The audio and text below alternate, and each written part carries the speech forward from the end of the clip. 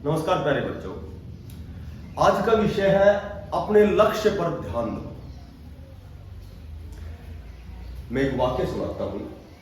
बात उन दिनों की है जब स्वामी विवेकानंद जी अमेरिका गए थे। तो जब एक दिन क्या हुआ कि वे सैर के लिए निकले।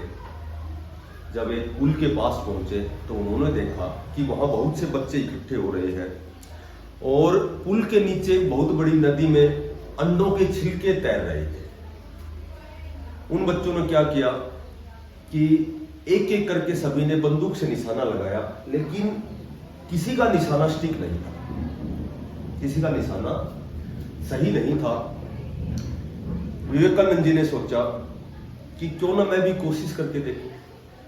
उन्होंने एक बच्चे से बंदूक मांगी और पहले निशाने में ही अचूक निशाना अंडों के छिलके पर उनकी गोली जाके लगी। और उसके बाद एक के बाद एक कई निशाने लगाए। सारे निशाने अचूक थे। यह देखकर बच्चों को बड़ा आश्चर्य हुआ। उन्होंने कहा कि आप एक के बाद एक सभी निशाने कैसे आपके निशाने अचूक हैं? स्वामी जी ने कहा कि इस जीवन में कोई भी चीज असंभव नहीं है। ऐसी कोई समस्या नहीं है जिसका निवारण नहीं हो सकता। ऐसा कोई लक्ष्य नहीं है जिसको हम भेद नहीं सकते, जिसको हम प्राप्त नहीं कर सकते।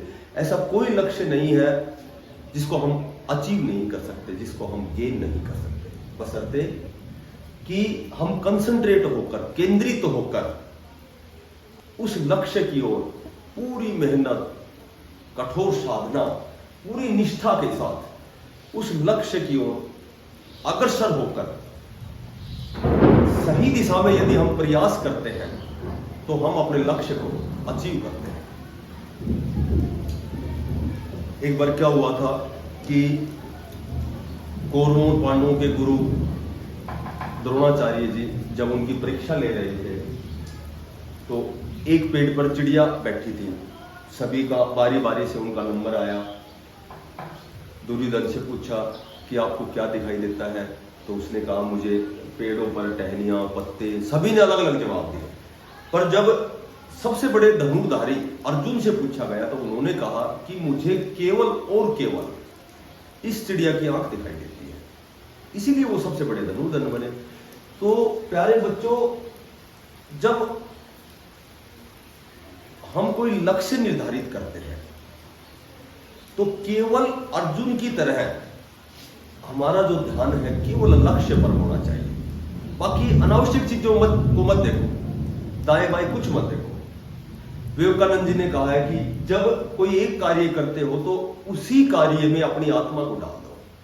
बाकी चीजें तुम्हारे लिए नगण्य है, बाकी चीजें मत देखो, केवल उसी कार्य को देखो, उसी में आप अपनी आत्मा डाल दो, उसी के लिए प्रयास करो, बरकस प्रयास करो। 100% उसमें तुम्हें उस कार्य में सिद्धि प्राप्त हो, तुम्हें अपना लक्ष्य प्राप्त होगा। बोलो, जीतने का मजा जब है जब हमारी हार का लोग इंतजार कर रहे हैं। वो कहा है कि हौसलों के तरकस में कोशिशों के तीर जिंदा रख। हौसलों के तरकस में कोशिशों के तीर जिंदा रख।